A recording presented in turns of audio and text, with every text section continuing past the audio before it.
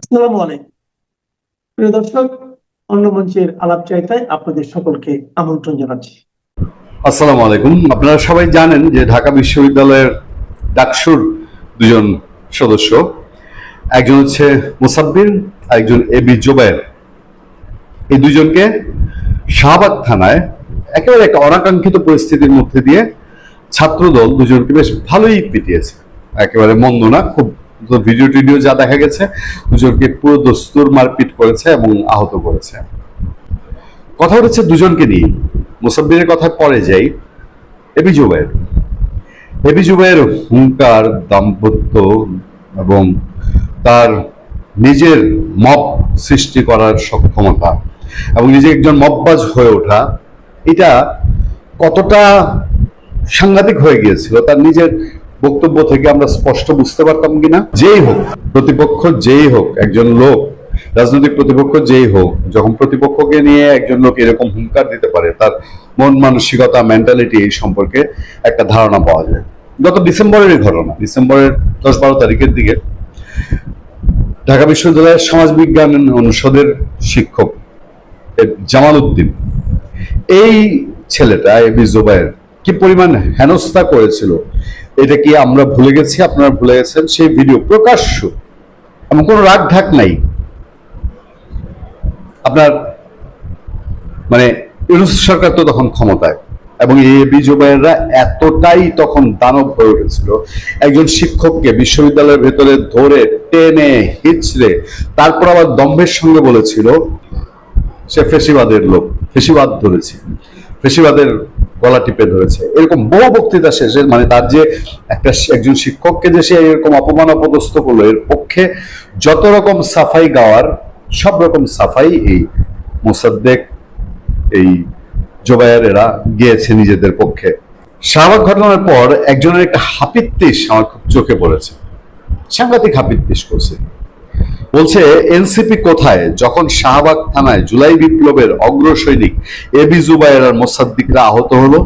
কে বলেছে জানেন? যে আরেকজন মবের পক্ষের মানুষ, ব্যারিস্টার ASM শাহরিয়ার কবির।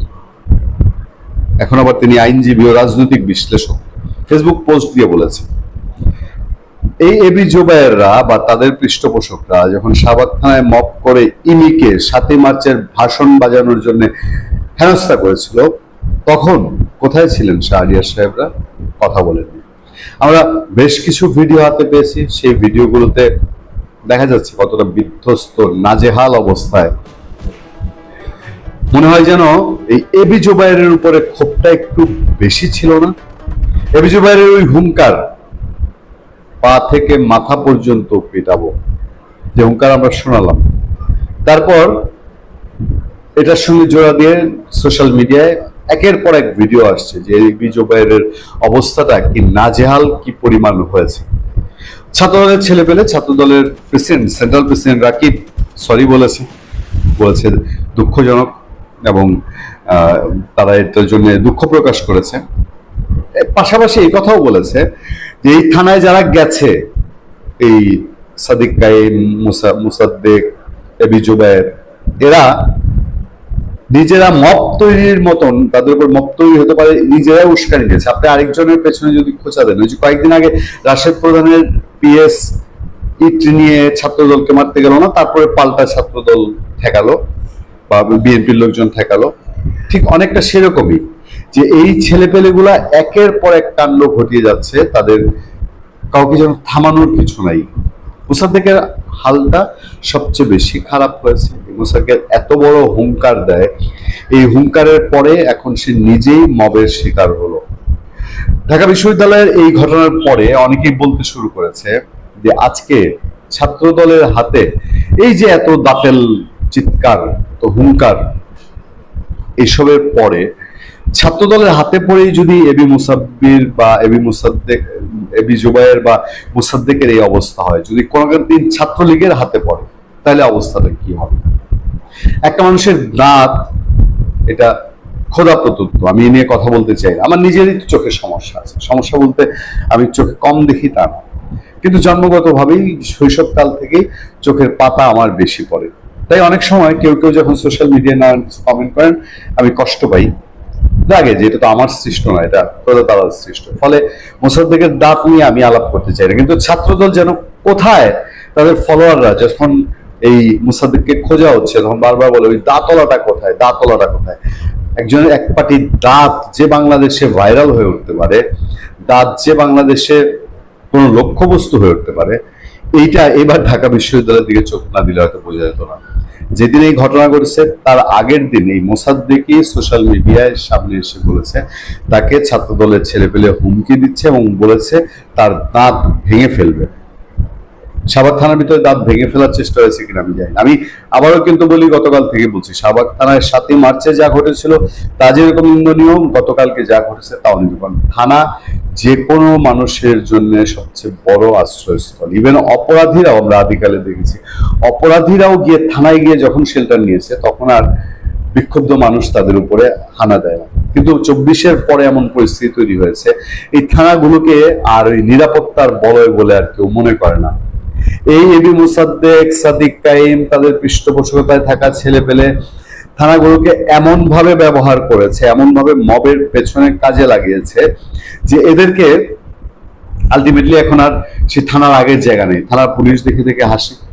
ইমিকে যখন এই জামাতপন্থী, শিবিরপন্থী বা জুলাইপন্থীরা হেনস্থা করেছে তখন পুলিশ নীরব।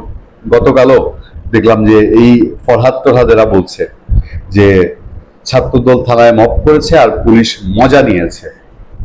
এই যে পুলিশ মজা নেয়, এই সিচুয়েশনটা কারা দাঁড় করেছে, এর জন্য দায়ী কে? তাই তো এই সাদিক কাইম, মোসাদ্দেক, তারা শাহবাগ থানাকে কি একটা সময় থানা মনে করেছে? তারা তো মনে করেছে তাদের পার্সোনাল অফিস, সেখানে গিয়ে যা ইচ্ছা তাই সৃষ্টি করেছে। এবং এই গতকালের মবের প্রতি পরতে পরতে যে মব হয়েছে একটা, এটা কিন্তু ছাত্রদল স্বীকার করেছে যে এটা একটা মব হয়েছে। কিন্তু আমার কাছে খুবই অবাক লাগছে যে দুজন মানুষের উপরে এরকম হামলা হলো, সোশ্যাল মিডিয়ায় তাকালে দেখবেন কোথায় যেন সবাই একটা মুচকি মুচকি হাসে। আচ্ছা হয়েছে, প্রকৃতি তার সাজা দিয়ে দিয়েছে, বিচার তার হয়েছে, আল্লাহর নিয়মে বিচার হয়েছে, এরকম একটা ব্যাপার স্যাপার। আর অন্য পক্ষে থেকে উঠে যে ছাত্রদলের হাতে যদি এই অবস্থা হয়, ছাত্রলীগ আসলে পরে কি হবে? এই মোসাদ্দেক ছেলেটা ঢাকা বিশ্ববিদ্যালয়ের শিক্ষার্থীদের কাছে হাস্যকর হয়ে উঠেছে অনেকই। ওই আবার ডিসেম্বরেই বিজয় দিবসের অনুষ্ঠানে, আপনাদের মনে আছে না, ঢাকা বিশ্ববিদ্যালয় টিএসসি তে কনসার্ট হচ্ছিল, মোসাদ্দেক স্লোগান দেয় তুমি কে আমি কে, আর ঢাকা বিশ্ববিদ্যালয়ের শিক্ষার্থীরা স্লোগান দেয় ইউরেনিয়াম ইউরেনিয়াম। কারণ হচ্ছে মোসাদ্দেক বলেছিল বাংলাদেশে এত বেশি ইউরেনিয়াম সিলেটে আছে, হবিগঞ্জে আছে, ইউরেনিয়াম দিয়ে সে ভারত উড়িয়ে দিবে, মানে ভারত উড়িয়ে দেওয়া সম্ভব। ওই থেকে এইসব স্লোগান দেয়। এদের মাথায় আসলে কোনো কিছুই নেই। তারা জুলাইও কোথাও ছিল না, জুলাইও তাদের দেখা যায়নি। জুলাইয়ের আগে তারা ছিল ছাত্রলীগের ভিতরে। ছাত্রলীগের যত অন্যায় অপকর্ম প্রত্যেকটার পেছনে, বরঞ্চ এখন তো সন্দেহ হয় যে ছাত্রলীগের অপকর্ম ছাত্রলীগের উপর দায় দেওয়া হয়েছে, কিন্তু এই অপকর্মগুলো ইসলামী ছাত্র শিবির নিজেরা ঘটিয়েছে কিনা। বাংলাদেশে যে হাহাকার চলছে, বাংলাদেশে যে বর্তমান সরকারের এই 2 মাস সময়ের ভেতরে সমাজ যে অস্থিরতার দিকে যাচ্ছে, এর কারণ কি? এটা কি পরিকল্পিতভাবে সৃষ্টি করা হচ্ছে? এই সরকারকে কি জামাতে ইসলামী বা শিবির জোর করে ক্ষমতার থেকে বের করে দিতে পারে কিনা? এবং বাংলাদেশ জামাতে ইসলামী কোনো সরকার গঠন করার এখনো নৈতিক, জাতীয়, আন্তর্জাতিক পর্যায়ে কোনো রকমের অবস্থান তৈরি হয়েছে কিনা, সেই বিষয়টি একটু খতিয়ে দেখতে চাই। বিএনপি কি ভীত সন্ত্রস্ত? বিএনপি কি মনে করছে যে জামাত চাইলেই তাকে ক্ষমতার থেকে ফেলে দিতে পারে? আমার মনে হয় না বিএনপি তা মনে করছে। কিন্তু এক শ্রেণীর সো-কল বোদ্ধা, সো-কল যোদ্ধা, সো-কল সুশীল, ওই বদি আলমের মতো, তারা বলা শুরু করেছে এবং ক্রাইসিস গ্রুপ নামে আরেকটি নতুন ছুতিয়া নতুন তথ্য দিচ্ছে। মানে সরকারকে পরামর্শ দিচ্ছে জুলাই সনদ বাস্তবায়ন করার জন্য, সরকারকে পরামর্শ দিচ্ছে ইউনূসের ভুয়া সংস্কার মেনে নেওয়ার জন্য, সরকারকে পরামর্শ দিচ্ছে ওই আলী রিয়াজ, বাটপার আলী রিয়াজের তথ্য মেনে নেওয়ার জন্য। এখন আপনারা মানে মূল কথায় যাওয়ার আগে এই যে ক্রাইসিস গ্রুপ নামে যেটা, এটা কারা শুরু করলো? এর 90-এর দশক, এটা বেশি দিন আগের কথা না। জর্জ সরস নামে একজন এহুদি, আমেরিকান এহুদি দনকুবের, তিনি পৃথিবীতে বড় বড় কর্পোরেশনগুলা, যেগুলা জুইশ কর্পোরেশন, জুইশ লবি অথবা অন্যান্য যেসব কর্পোরেশন রয়েছে, তাদের সাথে একটা সমঝোতা করে বিভিন্ন দেশের সরকারকে প্রেশারাইজ করে, এবং এই প্রেশারাইজ করে তার পছন্দের নীতি, সে যেটা পছন্দ করে, তারা যেটা পছন্দ করে, তাদের স্বার্থ যেভাবে সংরক্ষিত হয়, মানুষ যেভাবে মরে আর কর্পোরেশন যেভাবে ধনী হয়, সেই রকমের কাজ কারবারের সাথে এই ক্রাইসিস গ্রুপ জড়িত। এটার সদর দপ্তর হচ্ছে ব্রাসেলসে, বেলজিয়ামের রাজধানী। আর সেখান থেকেই তারা পৃথিবীর নানা দেশে গুটি চালে সরকার পরিবর্তনে। কখনো কখনো তারা জঙ্গিদেরকে অর্থায়ন করে, কখনো কখনো তারা সরকার বিরোধীদেরকে অর্থায়ন করে, কখনো কখনো তারা রাষ্ট্রবিরোধীদেরকে অর্থায়ন করে, কখনো কখনো তারা তাদের এজেন্ডা বাস্তবায়নের জন্য বিশেষ বিশেষ গোষ্ঠীকে, সেনাবাহিনীকে অর্থায়ন করে। সুতরাং কোনো দেশ, কোনো রাষ্ট্র, কোনো সরকার যদি এই স্বার্থবাদী মহলের যে রিসার্চ, তাদের যে কথাবার্তা, মানে গতকাল আমরা ওই প্রথম আলোতে দেখেছিলাম না, যে ক্রাইসিস গ্রুপ একটি প্রতিবেদন দিয়েছে, সেখানে বলেছে, আওয়ামী লীগের কথাও একটু বলেছে, আওয়ামী লীগের নেতাকর্মীদের মামলাগুলোর দিকে একটু খেয়াল করার জন্য। খেয়াল করে দেখেন, আওয়ামী লীগকে রাজনীতি করার সুযোগ দেওয়ার জন্য বলেনি, বলেছে আওয়ামী লীগের নেতাকর্মীদের মামলাগুলোর দিকে একটু খেয়াল রাখার জন্য। এক, দ্বিতীয়ত, এই জামাত এবং এনসিপিরা নিজেদেরকে যে জুলাই আন্দোলনের হোতা দাবি করে, তাদের যে দাবি, তাদের যে কথা, তাদের যে চাওয়া, সেগুলো যেন পূরণ করে। তার মানে বিএনপি সরকারকে মোটামুটি জামাত এবং এনসিপির কথা মতো চলার প্রেসক্রিপশন দিয়েছে ক্রাইসিস গ্রুপ। তা এখন এই ক্রাইসিস গ্রুপের এই কথা শুনে বিএনপি যদি মনে করে যে না, আমাদেরকে ঠেলে ফেলে দিতে পারবে জামাত, আমার মনে হয় বিএনপি এটা ভুল করবে। কেন ভুল করবে আমি বলি। গতবারে যে নির্বাচনটি হলো, ফেব্রুয়ারির 12 তারিখে যে নির্বাচনটি হলো এই বছর, আপনারা যদি দেখেন যে জামায়াতে ইসলামী এককভাবে 60 থেকে 62টি আসন বা 63টি আসন পেয়েছে। এনসিপি তাদের যে আরো আমলা কামলা যারা আছে, সবাই মিলে কিন্তু 72 বা 62টি আসন পেয়েছে, বা 72টি আসন পেয়েছে। এই 72 থেকে যদি 10টি বাদ দেন, তাহলে 62। এই 62 আসন নিয়ে 300 আসনের পার্লামেন্টকে আপনি ঠেলে ফেলে দিবেন, এটা আসলে আজগুবি। আর একটা জিনিস মনে রাখতে হবে, যে কোনো সরকার পতন বা পরাজয় বা সরকারের অবসান, আপনি যেভাবে বলেন, এটা হতে গেলে বেশ কয়েকটা ফ্যাক্টর দরকার। শেখ হাসিনার সরকারের দীর্ঘ 17 বছর শাসন করার পর যত ভালো কাজে করুক, সমাজের একটা কমন টেন্ডেন্সি হলো ক্ষমতার বিরুদ্ধে সমাজে একটা বিশেষ গ্রুপ দাঁড়ায়। তো শেখ হাসিনা যখন রাষ্ট্র শাসন করছে লং টাইম, কারো প্রতি সুবিচার করলে কারো প্রতি অবিচারও হয়ে থাকতেই পারে, এটা রাষ্ট্র, 18 কোটি মানুষের দেশ, হতেই পারে। সেই কারণে সমাজে কিন্তু একটা ভাইব তৈরি হয় যে আমরা পরিবর্তন চাই। বাংলাদেশটা এই ব্রিটেনে দেখেন, কনজারভেটিভ সরকার যখন 10-15 বছর থাকে, তখন তাদের বিরুদ্ধে বিশাল একটা জনমত তৈরি হয়। গত বছর যে নির্বাচনটি হলো, যে এখন যিনি প্রাইম মিনিস্টার আছেন কেয়ার স্টারমার, তিনি ওই নির্বাচনে স্মরণকালের ইতিহাসে সবচেয়ে ভূমিধস জয় লাভ করেছে কনজারভেটিভের বিরুদ্ধে। কিন্তু এখন সরকারের অবস্থা খুব ভালো যাচ্ছে না, এখনো 2 বছরও যায়নি, 1 বছর সবে মাত্র যাচ্ছে। তাহলে খেয়াল করে দেখেন, মার্গারেট থেসার বিশাল নেত্রী ছিলেন, লৌহ মানবী বলা হতো, কিন্তু তৃতীয়বার তিনি যখন নির্বাচিত হলেন, তার দলের ভিতরেই বিদ্রোহ হলো, তাকে জন মেজরের কাছে ক্ষমতা দিয়ে চলে যেতে হয়েছিল। ঠিক এমনি পৃথিবীর নানা দেশে, যেই সব দেশে লং টাইম ডেমোক্রেটিক্যাল প্রসেসের লিডার থাকার সুযোগ আছে, প্রধানমন্ত্রী থাকার সুযোগ আছে, সেই সব দেশে গণতন্ত্র থাকলে, বাক স্বাধীনতা থাকলে, নিউজ পেপার থাকলে, টেলিভিশন থাকলে জনমত তৈরি হয় সরকারের বিরুদ্ধে, যেটা বাংলাদেশে হয়েছে। এটা হলো একটা প্যানোমেনা। দ্বিতীয় প্যানোমেনাটি ছিল, আমেরিকা কোনোভাবেই প্রধানমন্ত্রী শেখ হাসিনাকে দিয়ে বঙ্গোপসাগরে তাদের আধিপত্য বিস্তার করতে পারছিল না। কোনো মতেই বাংলাদেশের ভেতর দিয়া বার্মাতে বিচ্ছিন্নতাবাদীদেরকে অস্ত্র দিতে পারছিল না। কোনোভাবেই বাংলাদেশের বন্দর এবং বাংলাদেশের অভ্যন্তরে আমেরিকার যে স্যাটেলাইট এটার গতি প্রকৃতি বৃদ্ধি করতে পারছিল না, যার কারণে ডিপ স্টেট কোটি কোটি টাকা নয়, বিলিয়ন বিলিয়ন টাকা এই বাংলাদেশকে অস্থিতিশীল করার জন্য, বাংলাদেশের সরকার পরিবর্তন করার জন্য, রিজিম চেঞ্জ করার জন্য ডক্টর ইউনূসদের মতো দেশ বিরোধী বাটপারদেরকে দিয়ে বছরের পর বছর কাজ করেছে, যার কারণে ওই সরকারের বিরুদ্ধে যে একটা গোষ্ঠী মতামত তৈরি করেছিল সেটার সাথে সেটাও যোগ হয়েছে। ফাইনালি আমাদের যে সেনাবাহিনী, আমাদের যে বিশ্ববিদ্যালয় এক শ্রেণীর যে প্রফেসর তাদেরকে কিনে ফেলেছে আমেরিকা। তারপরে সেনাবাহিনীর ভেতরেও আমেরিকা একটা প্রভাব বিস্তার করেছে নানাভাবে। এই সব কারণে মানুষও থাকার কারণে শেখ হাসিনা সরকারের পরাজয় ঘটেছে। কিন্তু আজকের দিনে যে বিএনপি বিরুদ্ধে যে সংগ্রাম জামাত করতে চাচ্ছে, তাদেরকে ফেলে দিতে চাচ্ছে, এটার সাথে যদি আওয়ামী লীগকে ফেলে দেওয়ার তুলনা আপনি করেন, সেটা এখনো তৈরি হয়নি। কেন তৈরি হয়নি?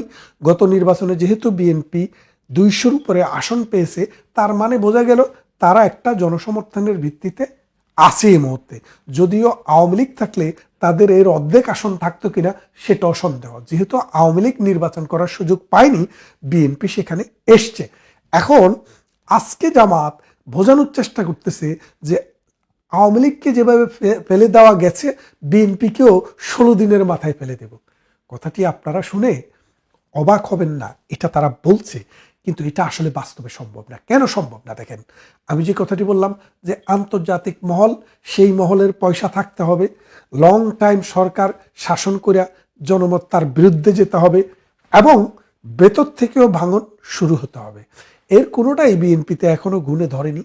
বিএনপি সরকার চালাতে ব্যর্থ হচ্ছে, এটা সত্যি। জনগণের যে আস্থা, জনগণের যে বিশ্বাস, জনগণের যে চাওয়া, সেটা তারা কোনোভাবেই পূরণ করতে পারছে না, এবং পারার কোনো সম্ভাবনাও দেখা যাচ্ছে না। এর কারণ হচ্ছে নেতৃত্বের যে যোগ্যতা, গুণাবলী, নেতৃত্বের যে সাহস, নেতৃত্বের যে ক্ষমতা, সেটা কিন্তু তারেক রহমান দেখাতে প্রথম দিন থেকেই ব্যর্থ হয়েছেন। তিনি সংসদে কথা বলেন না, আর যদি বলেন বুলবাল বলেন। ভয় তিনি এখন মুখ খুলতে সাহস পান না। তিনি এই তার বাপের দেশ বগুড়াতে গিয়েছিলেন, সেখানে মানুষ তার কাছ থেকে দীর্ঘদিন পরে এসছেন, কিছু বক্তৃতা শুনতে চেয়েছিলেন। তিনি বললেন যে বাপের দেশে এসছি, আমাকে খাওয়াবেন না, আমার তো খিদে লেগেছে। তার মানে কথা বলাটা তার জন্য এখন রীতিমতো একটা ব্যারামে পরিণত হয়েছে, অর্থাৎ না বলাটা। তিনি কথা বললেই ভুল বলছেন। ইনি জীবিত মানুষকে মৃত মানুষকে জীবিত বানায় ফেলতেছেন, এবং ইতিহাস যেটা কখনো ঘটেনি সেটাকে ইতিহাসের অংশ করে ফেলছেন, এবং এর জন্য পরবর্তীতে তিনি দুঃখ প্রকাশ করছেন না। এই রকম অযোগ্য মানুষ রাষ্ট্র কি পরিচালনা করবে, দল কি পরিচালনা করবে, সমাজ রাষ্ট্রকে কোথায় নিয়ে যাবে, এটা কিন্তু মানুষ আস্তে আস্তে বুঝতে শুরু করেছে। এখন আপনারা দেখেন, এই যে এনসিপি, এই যে জামাতে ইসলামী, তারা কত হুঙ্কার করেছিল না? গতকাল আপনারা শাহবাগ থানার মোড়ে দেখেন ওই দাতাল শুয়োরটাকে, আর যে বলেছিল যে সারাদিন পিটা হবে, তাকে কিভাবে পেটানোর পর কোনো রকম সেখান থেকে উদ্ধার হয়েছে। এই পেটাপেটি চলবেই। চট্টগ্রামে নিউ মার্কেটে আমরা দেখেছি একজনের পায়ের গোয়ালি কেটে নিয়েছে। এখন শেয়ালে শেয়ালে মারামারি হবে, আমরা দূর থেকে দেখব। বাংলাদেশ আওয়ামী লীগ এখন রাজনীতি করার সুযোগ পাচ্ছে না। বাংলাদেশ আওয়ামী লীগের রাজনৈতিক কর্মকাণ্ড বাটপার ইউনূস যে বন্ধ করেছিল, সেটা এই তারেক জিয়া সিলমোহর করে দিয়েছেন। আমরা একদিক থেকে ভালোই হলো, আমরা আমাদের ক্ষমতায়, আমাদের যোগ্যতায় এই পথ, এই মত, এই দেশ, এই মানুষের কাছে কিভাবে আবার নিজেদেরকে তুলে ধরি, সেটা দেখার অপেক্ষায় থাকেন আপনারা অনেকেই ভাবছেন আওয়ামী লীগ কি নীরব হয়ে গেল? না, আওয়ামী লীগ নীরব হয়ে যায়নি। সরব হতে হয় ক্ষমতার জন্য। যদি আপনি সরব হন, জোর করে একজনকে হটান, আরেকজনকে নিয়ে আসেন ক্ষমতার জন্য। কিন্তু আমরা এখন ক্ষমতা লোভী নয়, আমরা ক্ষমতার জন্য চিন্তা করছি না। আমরা চিন্তা করছি প্ল্যান করতে হবে এই দেশের উপরে বিদেশি প্রভুদের যেইভাবে কুদৃষ্টি পড়েছে, সেখান থেকে এই দেশটাকে কিভাবে রক্ষা করা যায়। এই দেশে বিদ্যুতের আলোতে আলোকিত হয়েছিল, সেই এখন অন্ধকার নেমে এসেছে। সেই অন্ধকার থেকে দেশকে কিভাবে আবার আলোকিত করা যায়। এই দেশে শিশুদেরকে টিকা দিয়ে প্রটেক্টেড রাখা হয়েছিল, সেই শিশুদের টিকার অভাবে শত শত শিশু মারা যাচ্ছে। এই শিশুদের জীবন কিভাবে রক্ষা করা যায়। আমরা চিন্তা করছি পাকিস্তানের মতো মৌলবাদী জঙ্গি গোষ্ঠীরা, আপনারা শুনছেন বিমান বাহিনীতে, সেনাবাহিনীতে তারা ঢুকে বাংলাদেশের বিমান হাইজ্যাক করে প্রতিবেশী দেশে আক্রমণের চিন্তাভাবনা চালাচ্ছে। আমাদের সেনাবাহিনীকে টুটা করে দিচ্ছে, আমাদের বিমান বাহিনীকে কবজা করছে, আমাদের নৌবাহিনীতেও এসে তারা ঢুকেছে কিনা সেটা এখনো আমরা খবর পাইনি। এই জায়গা থেকে দেশের সিকিউরিটিকে আমাদের মজবুত করা।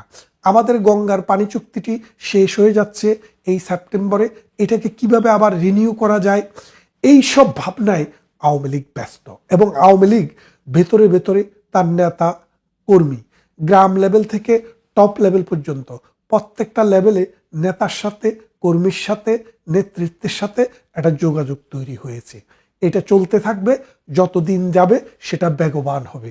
আপনারা দেখবেন মেঘ দেখে কেউ করিসনি ভয়, আড়ালে তার সূর্য হাসে, হারাশশীর হারাহাসি অন্ধকারেই ফিরে আসে।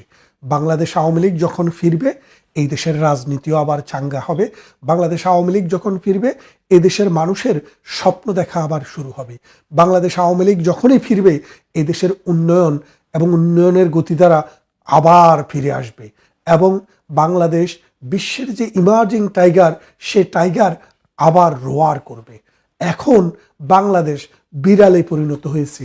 এখন যারা শাসন করছে তারা বিড়ালের শাসক, আর আমরা যখন ফিরে আসব আমরা বাংলাদেশের মানুষের শাসক হব, বাংলাদেশকে শাসন করব, শোষণ নয়। আমরা যে মন্ত্রী দিব, আমাদের যে মন্ত্রীরা হবে, আপনারা দেখলে তার কথা শুনলে বুঝবেন তিনি দেশ এবং জাতিকে নেতৃত্ব দেওয়ার ক্ষমতা রাখে। আর এখন যেসব মন্ত্রী এমপি আপনি দেখছেন এদেরকে অনেকে চেয়ারম্যানও মনে করছেন না। এটাই হচ্ছে বিএনপির রাজনীতির বড় দুর্বলতা। যাকে যেখানে দেওয়া দরকার, যার যে ক্ষমতা থাকা দরকার সেটা নেই, সেখানে দেওয়া হয়নি। নেতার পছন্দে নেতৃত্ব এসছে, যার কারণে প্রকৃত নেতৃত্ব উঠে আসায়। তাই বিএনপি কলাপস করবে জামাতের কারণে নয়, বিএনপি কলাপস করবে এনসিপির কারণে নয়, তাদের আন্দোলনের কারণে নয়, তাদের জঙ্গিবাদের কারণে নয়।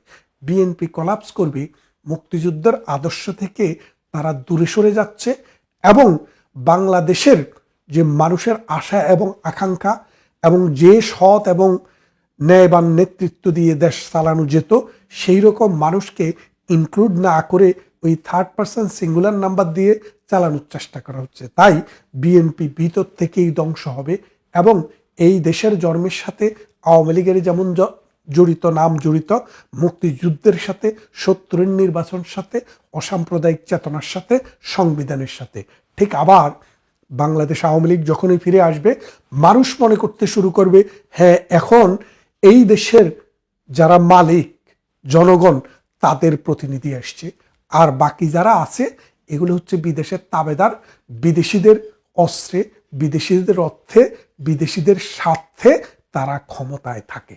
আর আওয়ামী লীগ দেশের মানুষ, নিরীহ জনগণ, ঠেলা রিক্সা, গরুর গাড়ি, ঘোড়ার গাড়ি, কৃষক, জেলে, কামার, উমার, মুচি, শিক্ষক, ছাত্র এবং সাধারণ মানুষের প্রতিনিধি।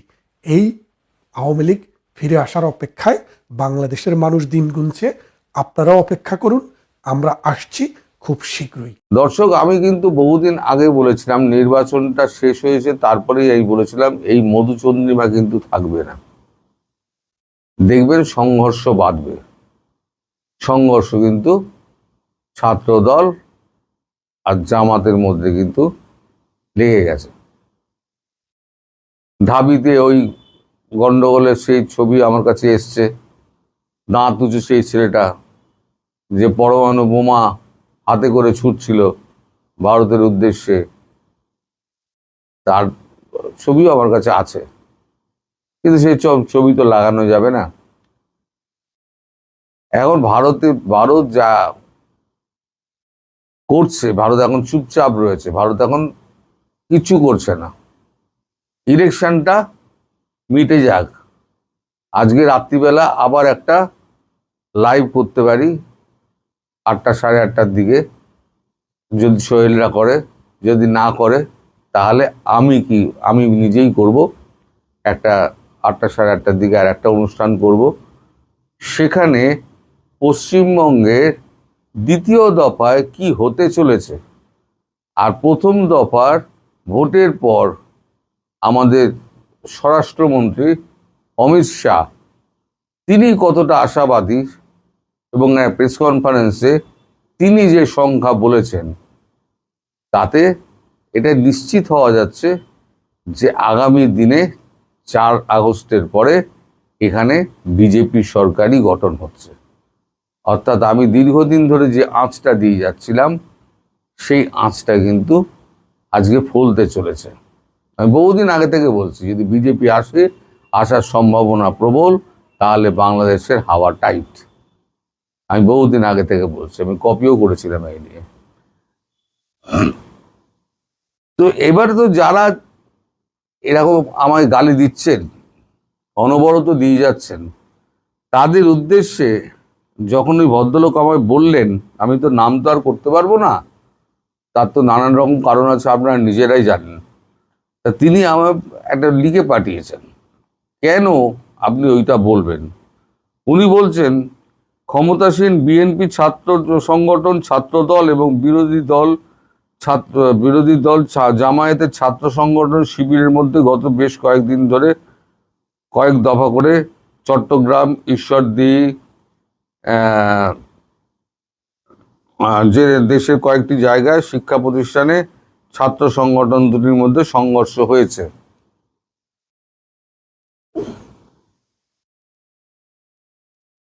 সর্বশেষ 23শে এপ্রিল রাতে রাজধানীর শাহবাগ থানার সামনে হামলা ও মারধরের শিকার হয়েছেন ডাকসুর নেতা এবি জুবায়ের এবং মুসাদ্দিক আলী ইবনে মোহাম্মদ। ছাত্রদলের নেতা কর্মীরা এই হামলা করেছে বলে অভিযোগ করেছে ইসলামী ছাত্র শিবির। প্রশ্ন হলো, আওয়ামী লীগ সরকারের পতনের পর বিগত অন্তর্বর্তী সরকারের আমলে বিএনপি ও জামাত যেমন ছিল মাসতুতো ভাই, তেমনি শিবির ও ছাত্র দলের মধ্যে ছিল ব্যাপক হৃদ্যতা।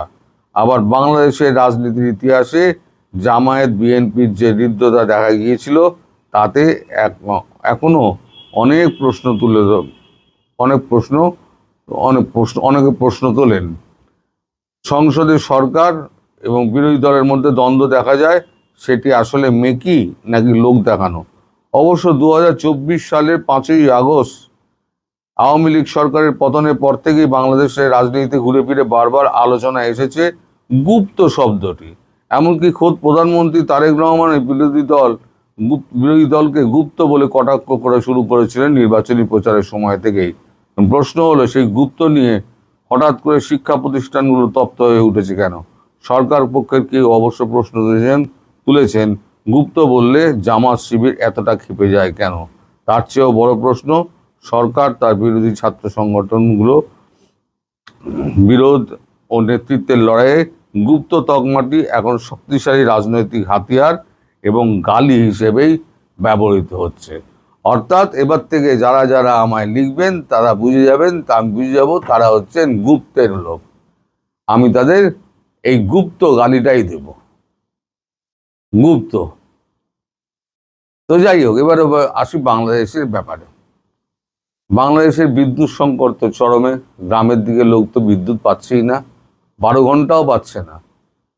শহরে এখন কিছুটা চলছে। আপনাদের হয়তো 16,000 মেগাওয়াট না কত, আপনার 16,000 মেগাওয়াট বোধহয় প্রতিদিন আপনাদের চাহিদা। এখন সরকার বলছে 14,000 মেগাওয়াট আমরা পাচ্ছি, কিন্তু আদতে 14,000 মেগাওয়াট পাচ্ছি কি না সে নিয়ে আবার নানান রকম প্রশ্ন তোলা হচ্ছে। 14,000 মেগাওয়াট কি করে, তাহলে পরে 12 ঘন্টা 14 ঘন্টা করে লোডশেডিং হয় কি করে গ্রামের দিকে? ঢাকা শহরে অত হচ্ছে না, কারণ ঢাকা শহরে যদি হয় তাহলে কলকারখানা এবং অন্যান্য এগুলো ইন্ডাস্ট্রিগুলো বন্ধ হয়ে যাবে। এদিকে তেলের তো অবস্থা খুব খারাপ, ডিজেল না পেয়ে আপনার গণপরিবহন প্রায় ভেঙে পড়ার মতো অবস্থা। আমি বলেছিলাম গণপরিবহন যদি ভেঙে পড়ে তাহলে পরে একটা দেশের মেরুদণ্ডে কিন্তু আঘাত পড়ে গেল। আর এখন যা অবস্থা, এই অবস্থায় ভারত কিন্তু চাল, ডাল, তেল, নুন কিছুই পাঠাবে না। সব আশা ছেড়ে দিন। আবার চিঠি দিয়েছে আপনাদের সরকার, আবার চিঠি দিয়েছে ভারত সরকারকে, আমাদেরকে ডিজেল সরবরাহ করুন, আমরা যেটুকু পাওনা ছিল, পাওনা বলে কিছু নেই, আপনারা চেয়েছেন, ভারত বলেছিল দেব, এমন তো নয় আপনারা টাকা দিয়ে রেখে দিয়েছেন আমরা দিচ্ছি না, তা না, আপনারা চেয়েছেন ডিজেল, আমরা বলি যে হ্যাঁ ঠিক আছে 5,000 টন আমরা পাঠাচ্ছি, টাকা পাঠান। আপনারা টাকা পাঠালে 5,000 টন পাঠানো হয়, আপনারা যদি 10,000 টনের পাঠান তাহলে 10,000 টন পাঠানো হবে। ওই যে 50,000 টন যেটা কথা হয়েছিল, ওই 50,000 অবধিই পাবেন, তারপরে আর ছিটে ফোটা তেলও পাবেন না। কিন্তু 5,000 10,000 টন হচ্ছে গিয়ে একদম সমুদ্রে এক বালতি জল ফেলার মতো এখন যা অবস্থা। এদিকে সরকার বলছে নাকি তেল প্রচুর আছে, আর তেল যদি ভেসে থাকে, তেলে যদি দেশ ভেসে থাকে, তাহলে পরে পাম্পে পাম্পে এই সংকট কেন? বলে দাও, সব যত যত অয়েল কোম্পানিগুলো আছে সেগুলোকে দিয়ে তোমার সমস্ত পাম্পে সাপ্লাই করে দাও। মানুষ যখন দেখবে যে সবসময় গেলেই আমি তেল পাচ্ছি, কই আমাদের এখানে পেট্রোল পাম্পে তো কোনো ভিড় হয় না। আমি একদিন ভিডিও করে আপনাদের দেখিয়ে দেবো, ফাঁকা পেট্রোল পাম্প, আসছে গাড়ি আসছে, তেল নিচ্ছে চলে যাচ্ছে, গ্যাসের অটো আসছে গ্যাস নিচ্ছে চলে যাচ্ছে, আমাদের এখানে কোনো ঝামেলা হয় না। যদি সরবরাহ ঠিক থাকে তাহলে মানুষ লাইন দেবে কেন? তার মানে সরবরাহ ঠিক নেই। সরকার গোজা বিল দিয়ে মানুষকে ভুল বোঝানোর চেষ্টা করছে, এদিকে তেলের দামও বাড়িয়ে দিল। আচ্ছা, তেলের দাম যদি বাড়াস তাহলে পরে তেলটা সাপ্লাই তো ঠিক করবি, তেলের দাম তো বাড়িয়ে দিলি, 20 টাকার মতো বাড়িয়ে দিলি তেলের দাম, তাহলে খাদ্যপণ্যের দাম বাড়লো, ট্রান্সপোর্টেশন কস্ট বাড়লো, খাদ্যপণ্যের দাম বাড়লো। এরপর আবার আইএমএফ থেকে আবার ঋণ চাইছে, আইএমএফ ঋণ দিতে চাইছে না, হাতেও টাকা নেই। এবার কি করবে সরকার? এই ভঙ্গুর অর্থনীতিকে নিয়ে সরকার চালাতে পারবে? ভারত সরকার কিন্তু এক ফোঁটা সাহায্য করবে না তারেক রহমান সরকারকে, সে আশা ছেড়ে দিন। ওই যে চিঠি দিয়েছেন আপনারা, ওই চিঠির কোনোদিনও উত্তর, ওই শেখ হাসিনার বেলায় যেরকম চিঠি দিয়ে কোনো উত্তর পাননি, এই চিঠিরও কোনো উত্তর পাবেন না। তবে তেলটা পাবেন, ওই যতটুকু টাকা দেবেন, ভারতের যতটুকু সাধ্য হবে ততটুকু তেল দেবে, তার বেশি তেল আপনাদের দেবে না। ওই 50,000 টন যেদিন শেষ হয়ে যাবে সেদিনকে শেষ, রিলেশন খতম। এরপরে হবে আসল খেলা। ভোট তো হয়ে গেল, এখানে যদি বিজেপি সরকার বসে যায়, যদি নয়, আমার মনে হচ্ছে বিজেপি সরকারই বসবে। সেকেন্ড ফেজটা 29 তারিখে আছে, সেকেন্ড ফেজের পরই পরিষ্কার হয়ে যাবে যে কত আমরা বিজেপি পাচ্ছে। তবে অমিত শাহ যেটা ইঙ্গিত দিয়েছেন, ফার্স্ট ফেজে যে পোলিং হয়েছে রেকর্ড পার্সেন্টেজ প্রায় 95%, প্রায় 95, কোনো জায়গায়, মানে সব জায়গায় না, কোনো জায়গায় প্রায় 95%, কিন্তু গড় এটা হচ্ছে 92%, গড় হিসেবটা। কোনো জায়গায় এটা হয়ে দাঁড়িয়েছে এরকম। তো যাই হোক, এখন এই অবস্থায় তারেক রহমান সরকার কি করে দেশ চালাবে? আর ভারত ভেতরে ভেতরে এইবার কি খেলা দেখবেন তা বুঝতে পারবেন, কারণ পুরোটা তো ঘেরা হয়ে গেল। একমাত্র বাধা ছিল তো আমাদের এই 2200 কিলোমিটার, 2204 কিলোমিটার, যেটা ওয়েস্ট বেঙ্গলের মধ্যে পড়ে, সেইটাতে কেন্দ্র সরকার কিছু করতে পারছিল না। এইবার যখন কেন্দ্র সরকার এসে গেছে এইখানে, তাহলে রাজ্য আর কেন্দ্র এক হয়ে গেল। এক যখন হয়ে গেল তখন দেখবেন এবারে ফেন্সিং সমস্ত টাইট করে ইলেকট্রিক ফেন্সিং হয়ে যাবে, যেগুলো আগে যেগুলো মানে করতে শুরু করা হয়েছে আসামের দিক দিয়ে। হেমন্ত বিশ্ব শর্মা ওখানে সাপোর্ট করছেন, ওখান দিয়ে শুরু হয়েছে। ত্রিপুরায় কমপ্লিট প্রায় হয়ে এসছে। এবারে আমাদের ওয়েস্ট বেঙ্গলে ধরা হবে, কাঁটাতারটা বসে গেলেই ওয়েস্ট বেঙ্গলে ধরা হবে, ধরলে পরে যাতায়াতটা পুরোপুরি বন্ধ। এবার হচ্ছে এসআইআরে যারা বাদ গিয়েছে তাদের যে বাংলাদেশি হিসেবে যারা প্রমাণিত হবে তাদেরকে ধরে ধরে বনগাঁ সীমান্ত থেকে ডিপোর্ট করে দেওয়া হবে। আগে আসাম থেকে করা হতো কেন? কারণ এখানে সীমান্ত দিয়ে করা যাবে না, এখানে তৃণমূল সরকার রয়েছে, করতে দেবে না। তাই আসামে নিয়ে গিয়ে হেমন্ত বিশ্ব শর্মার সরকার, যেহেতু ওখানে বিজেপি সরকার, তাই আসাম দিয়ে ঢোকানো হতো। এবার বনগাঁ সীমান্ত দিয়ে একেবারে আপনার পেট্রাপোল দিয়ে পশ্চাৎ দেশে লাথি মেরে ঢুকিয়ে দেবে। আর একটা ভিডিও আমার কাছে এলো, সেই ভিডিওটাতে লেখা মানে বলছেন একজন যে মুসলমানদের ওপর অত্যাচার বন্ধ কর, এই মসজিদ ভেঙে দেওয়া বন্ধ কর, মুসলমানদের দাড়ি চেঁচে দেওয়া বন্ধ কর, নইলে আমরা খেয়ে ফেলাইব।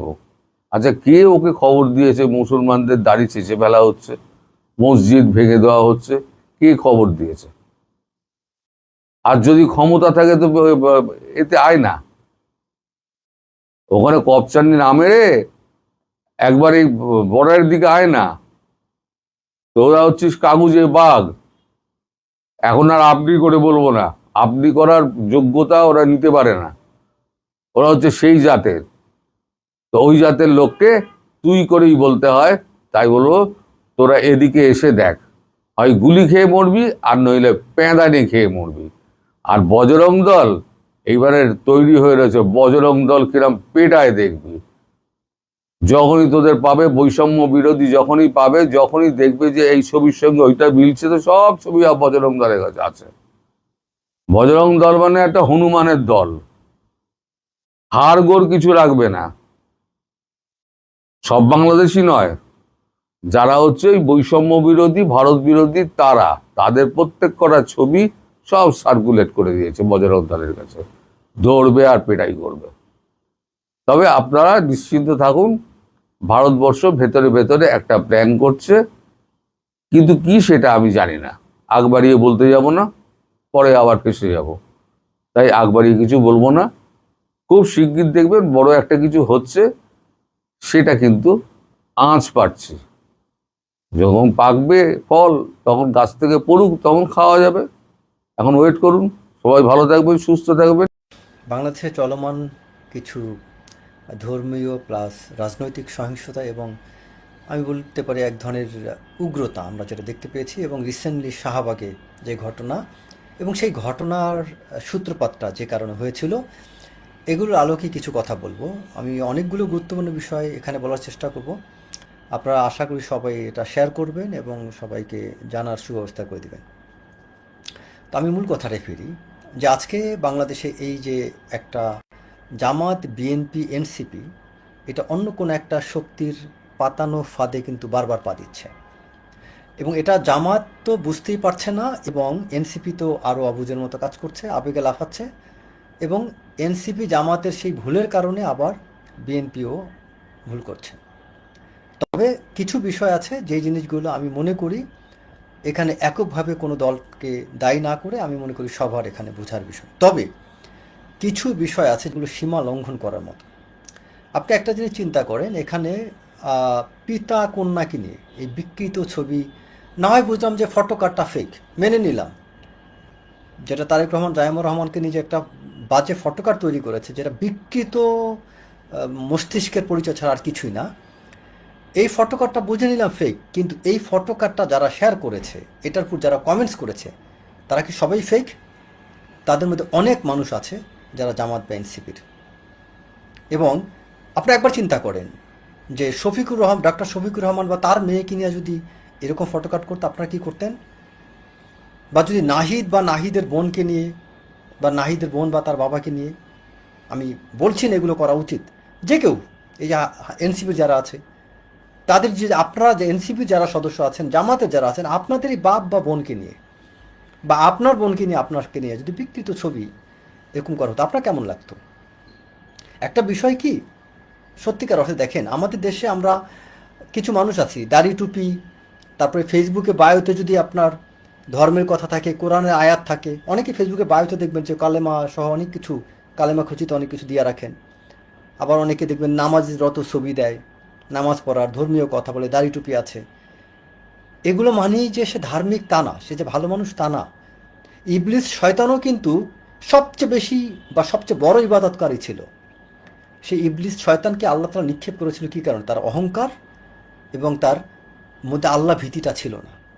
সবচেয়ে বেশি গুরুত্বপূর্ণ হচ্ছে আমাদের মধ্যে যেটা থাকা দরকার, আল্লাহ ভীতি এবং নম্রতা, নিরহংকার এবং হিকমা বা প্রজ্ঞা। এটার ঘাটতি থাকলে লাভ নেই। এবং একটা জিনিসকে এ প্রসঙ্গে কোরআনের একটা আয়াত বলি, আপনার পবিত্র কোরআনের সূরা আমি তো ভুল না বলেছি আনআমের 108 নম্বর আয়াতে একটা কথা আছে যে তোমরা তাদেরকে গালি দিও না যাদেরকে তারা মানে আমি আল্লাহ ব্যতীত যাদেরকে তাদের খোদা হিসেবে রাখে। যেমন এটা কাফেরদেরকে নির্দেশ করেছে, তাদেরকে তোমরা গালি দিও না, কারণ কাফেররা তো আল্লাহকে মানতো না। তারা সেই তৎকালীন সময় তারা দেবদেবী অনেক কিছুর মূর্তি পূজা করতো। তাদেরকে উদ্দেশ্য করে কথাটা কোনো আয়াতটা নাজিল হয়েছিল। শানে নজরুল ছিল যে তখন মুসলমানদের মধ্যে কাফেরদের মধ্যে অনেক বিভেদ তৈরি হয়েছিল। তো তখন কাফেররা মুসলমানদেরকে গালিগালাজ করতো, অনেক আজেবাজে কথা বলতো। তার উত্তরে যাতে মুসলিমরা কাফেরদেরকে গালি না দেয় যারা আল্লাহ ব্যতীত অন্য কারো উপাস্য করতো। তো আল্লাহ তাআলা সূরা আনামে বলেছেন যে তোমরা তাদেরকে গালি দিও না যারা আল্লাহ ব্যতীত অন্য কাউকে উপাস্য হিসাবে মানে, কারণ এতে তারা অজ্ঞতা বশত যা শিরক থেকেও অগ্রসর হয়ে তারা তোমার আল্লাহকে গালি দিতে পারে, আল্লাহকে নিয়ে বাজে কথা বলতে পারে। তার মানে কি, কথার দ্বারা কি বার্তা প্রকাশ পায়? আপনি যদি কাউকে গালি দেন, আপনার এই গালিটা শুনে সে আপনাকে গালি দিতে পারে। আমি নিজে ছোটোবেলা আমি দেখতাম, আমরা তো মফস্বলী গ্রামে বড় হয়েছি, নদীর তীরবর্তী এলাকার মানুষ। ওখানে দেখতাম অনেক লোকজন মা বাবা তুলে গালি দিত। আমি কখনো কাউকে গালি দিতাম না একটা কারণে, কারণ সে যদি আমার মাকে তুলে গালি দেয় আমি এটা নিতে পারবো না। তো মানুষের মধ্যে এই জিনিসটা থাকা উচিত যে আপনি একজনকে নিয়ে ধুমধাম করে আজেবাজে কথা বলছেন, ওই মানুষটা যদি আপনাকে নিয়ে বলে আপনার কেমন লাগবে? এই যে ফটো কার্ড নামে যেসব জিনিসগুলো ছড়ানো হচ্ছে, তবে এখানে একটা বিষয় কি সবার খেয়াল করা উচিত, যেটা আসলেই এটা কোনো দলের কেউ বানাচ্ছে না এটা অন্য কেউ বানাচ্ছে। এবং প্রশাসনের এই জায়গায় খুব কড়া ভূমিকা রাখা উচিত। দরকার ফেসবুক অথরিটির সাথে যোগাযোগ করা উচিত। সরকার যদি চায় ফেসবুক কর্তৃপক্ষের সাথে আমি যোগাযোগের ব্যবস্থা করে দেবো প্রয়োজন বোধে। যেহেতু আমি আইটি সেক্টর দীর্ঘদিন কাজ করেছি, ফেসবুকের ঊর্ধ্বতন পর্যায়ে অনেককে আমি চিনি। তো ফেসবুক অথরিটির সাথে যোগাযোগ করে ফেক আইডির বিষয়ে সরকার ভূমিকা নিক। সরকার কেন ভূমিকা নিচ্ছে না? এই ফেক আইডি জিনিসটা বন্ধ হলে অনেক সমস্যার সমাধান হয়ে যায়। সরকারের উচিত এই ফেক আইডিগুলো ব্যাপারে একটা স্পষ্ট এবং খুব শক্ত কোনো বিষয় নিয়ম নীতি চালু করা। কারণ এই ফেক আইডি দিয়ে যে যার খুশি একজনের বিরুদ্ধে আজেবাজে কথা লিখছে, এবং যে কালচারটা তৈরি হচ্ছে এখন এটা খুবই জঘন্য। একটা জায়গায় কলেজে দেখলাম একজন শিক্ষিকাকে একজনে মারধর করেছে। এখন ওই মারধরের ভিডিওটা দিল, কিন্তু ওই শিক্ষিকা তিনি যে একজন বিএনপি নেতাকে আগে চর মেরেছেন এই ভিডিওটা কিন্তু আপলোড হয় নাই। এটাও তো দেখতে হবে। একজন নারী শিক্ষিকা তিনি কেন একজন পুরুষ একজন নেতাকে আগে চর মারতে গেলেন? একজন নারীর মধ্যে কি এই ধৈর্য থাকা প্রয়োজন ছিল না? তিনি অভিযোগ করতে পারতেন না? তার সাথে যে অন্যায় করে থাকে, শ্লীলতাহানির চেষ্টা করে থাকে, থানায় আছে। নারীদের ব্যাপারে তো আইন কানুন আরও বেশি করা, তাদের পক্ষে তো আরও বেশি থাকে আইন কানুন। তাহলে সে অভিযোগ না করে তিনি কেন তাকে চর মারতে গেলেন?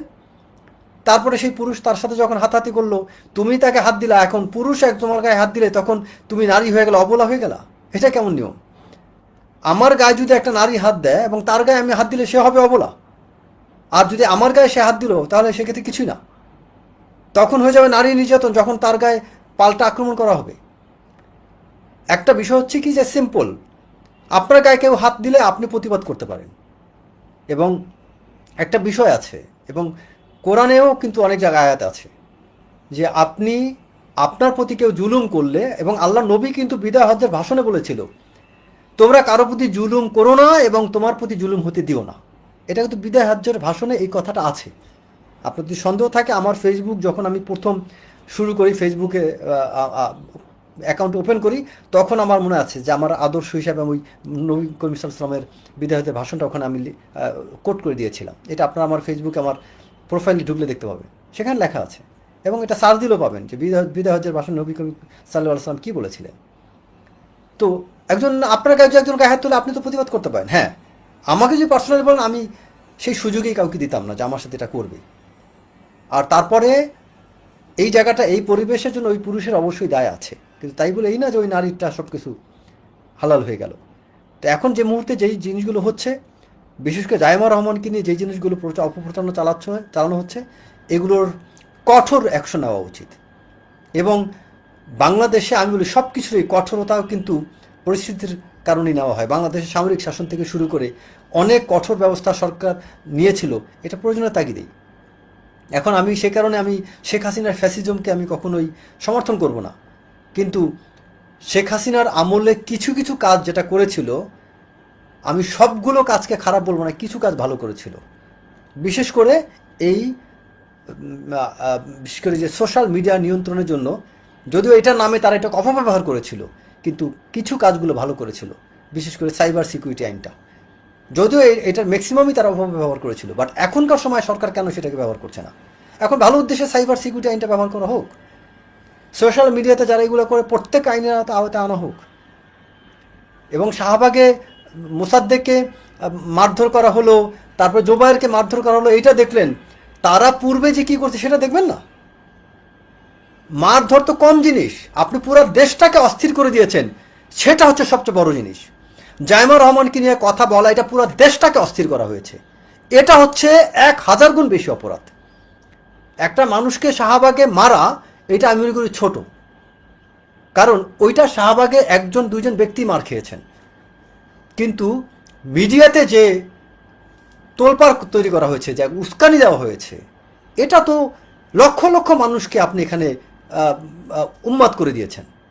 সেটা দোষ নেই, আগে দেখতে হবে প্রত্যেকটা কাজের অ্যানালাইসিস করার প্রয়োজন আছে, কোন কাজের ইম্প্যাক্টটা কতদূর হলো এটা দেখা জরুরি। জাইমা রহমানকে নিয়ে মিথ্যা আজে বাজে অপপ্রচার করা ইম্প্যাক্ট অনেক বেশি। বিএনপি একটা দল ক্ষমতায় আছে, একটা বাংলাদেশের বৃহত্তর রাজনৈতিক দল, একটা বৃহত্তর রাজনৈতিক দল যখন ক্ষমতায় থাকে, সেই দলের কোনো একজন গুরুত্বপূর্ণ ব্যক্তিকে নিয়ে আজে বাজে কথা লিখে যদি কেউ পার পেয়ে যায়, তাহলে সাধারণ মানুষ কোনোদিন নিরাপদ না, এটা বুঝতে হবে। এখানে জাইমা রহমানকে ম্যাটাফরিক্যালি ইউজ করেন আপনারা, এখানে এইভাবে উপস্থাপন করা উচিত না যে তিনি প্রধানমন্ত্রী কন্যা বলে গুরুত্ব দেওয়া হচ্ছে, তা না। এখানে চিন্তা করতে হবে এরকম যে প্রধানমন্ত্রী কন্যাকে নিয়ে যদি এটা করে কেউ পার পেয়ে যায়, তাহলে সাধারণ জনগণ সেখানে নিরাপদ না। এবং কেউ যদি প্রধানমন্ত্রী কন্যা বা প্রধানমন্ত্রীকে নিয়ে আজে বাজে এরকম বিকৃত কাজ করে পার পেয়ে যায়, তাহলে বুঝতে হবে এই ব্যক্তি এখানে পার পেয়েছে মানে সাধারণ যে কোনো মানুষকে নিয়ে যে কেউ এইরকম নোংরা অপপ্রচার করতে পারবে। কালকে দেখবেন ব্যাংকের কোনো কর্মকর্তা নিয়ে, স্কুলের কোনো শিক্ষিকাকে নিয়ে, কোনো সচিবকে নিয়ে, কোনো মিলিটারি পার্সনকে নিয়ে, যে কোনো মানুষের পরিবার নিয়ে এরকম ফটোকাট বের হয়ে যাবে, তখন কি করবেন? তখন আপনারা কি করবেন? একবার চিন্তা করেন, আপনাদের প্রত্যেকের ঘরে ঘরে চিন্তা করেন, প্রত্যেকের ঘরে, ডক্টর শফিকুর রহমান থেকে শুরু করে নাহিদ, হাসনাত, সার্জিস থেকে শুরু করে প্রত্যেকে চিন্তা করেন, আপনাদের প্রত্যেকের বোন আর বাবাকে নিয়ে উল্টাপাল্টা ফটোকাট হইলো, আপনার মাকে নিয়ে, আপনার পরিবারের সদস্য নিয়ে, আপনার কেমন লাগবে? মজা লাগবে? যদি মজা না লাগে, তাহলে এই বিকৃত চিন্তা চেতনার এই সব কাজগুলোকে পরিহার করেন এবং এটা কঠোরভাবে এগুলো বিচার করা উচিত। এখানে কোনোভাবে এটা ছাড় দেওয়া উচিত না। গতকালকে আরেকটা জিনিস দেখলাম, বাংলা ভীষণ না কোন সময় টিভিতে দেখলাম, বিএনপির পক্ষ থেকে ওখানে আমাদের কি সাংবাদিক শাহেদ, উনি খুব ভালো একজন সাংবাদিক, ওনার উপস্থিতি দেখলাম এনসিপির এক নেতা খুব গলা ফাটায় যাচ্ছে, এবং আমি দেখলাম আমাদের শাহেদ ভাই সেখানে চুপ করে আছেন। আমি জানি না উনি কেন চুপ করেছিলেন, ওনার কাছে কেন শাহবাগের বিষয়টাকে এত বড় মনে হইলো, আই ডোন্ট নো। বাট আমার কাছে শাহবাগের বিষয়, মোসাদ্দেকের সাথে যে ঘটনা, এটা আমার কাছে সত্যিকার অর্থে, অবশ্যই এটাকে আমি সমর্থন করছি না, বাট এটার চেয়ে অনেক বড় ঘটনা আছে, সেই ঘটনাগুলোর তুলনায় এটা আরও তুচ্ছ। কারণ শাহবাগের ঘটনা কেন ঘটলো, আগে ওই জায়গায় হাত দেন। আবার এটাও আমি বলবো, হুটহাট করে ফেসবুকে কোনো পোস্ট, ফটোকাট, কমেন্টস দেখেই ঝাঁপিয়ে পড়বেন না যে এটা অমুক করেছে। আগে ভেরিফাই করা উচিত এই আইডিটা অ্যাকচুয়ালি কার। আমাদের এই জায়গায় একটা রেভলিউশন হওয়া উচিত এবং সবাইকে এই জায়গাটায় অ্যাক্টিভলি এগিয়ে আসা উচিত। আশা করি আপনারা আমার ভিডিওটা শেয়ার করবেন, সবাইকে জানার সুব্যবস্থা করে দেবেন। সবাই ভালো থাকবেন। আসসালামু আলাইকুম।